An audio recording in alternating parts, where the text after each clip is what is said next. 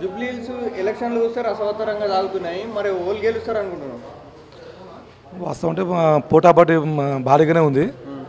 కానీ గతంలో ఏ ప్రభుత్వం ఇక్కడ అభివృద్ధి చేసిందో జనాలు చూస్తునేవారు. ప్రజెంట్ 2 సంవత్సరాలు కాంగ్రెస్ పార్టీ ఏం చేసిందో జనాలు చూస్తునేవారు. ప్రతి ఒక్క జనాలు కూడా గతంలో చేసిన కేసీఆర్ చేసిన పరిపాలన మెచ్చుకుంటుర్రు. ఈయన చేసిన పరిపాలన ఏం లేదు. ఆయన ఇచ్చిన ఏ గ్యారంటీ కూడా ఇక్కడ అమలు కావట్లేదు. జూబ్లీ హిల్స్లో పరిస్థితి ఘోరంగా ఉంది.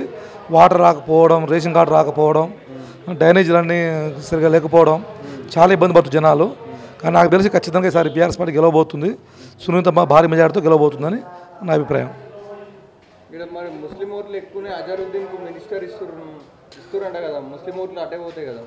కాంగ్రెస్ పార్టీ ఇంటెలిజెన్స్ రిపోర్ట్ ప్రకారంగా ముస్లిమ్స్ ఓట్లు అన్నీ బీఆర్ఎస్ పార్టీ పడే అవకాశాలు ఉన్నాయి. కాబట్టి వాళ్ళు ఏదో డ్రామా చేయాలని, ముస్లిం ఓట్లని మభ్యపెట్టాలని చెప్పేసి ఉద్దేశంతో ఈ మంత్రి డ్రామా తప్ప మంత్రి ఆయనకి ఇచ్చే ఉద్దేశం రేవంత్ రెడ్డికి ఉంటే ఎప్పుడో ఇచ్చేటోడు. ఇప్పుడు ఓట్ల కోసమే, ఓట్ల రాజకీయం కోసమే రేవంత్ రెడ్డి ఎత్తిన ఎత్తుగడ. కనీసం అజరుద్దీన్ గారికి మంత్రి పదవి ఇస్తే ముస్లిం ఓట్లు కొద్దిగోబైన కాంగ్రెస్ పార్టీ పడే అవకాశాలు ఉన్నాయని అనుకొని ఆయన ఇస్తుంది తప్ప అవి కాని పని. ఇక్కడ ఖచ్చితంగా ముస్లిమ్స్ ఓటర్లు అందరూ, సోదరులందరూ బీఆర్ఎస్ పార్టీకి పట్టం కట్టాలని చెప్పేసి నిఖచ్చిగా ఖచ్చితంగా చెప్తున్నారు.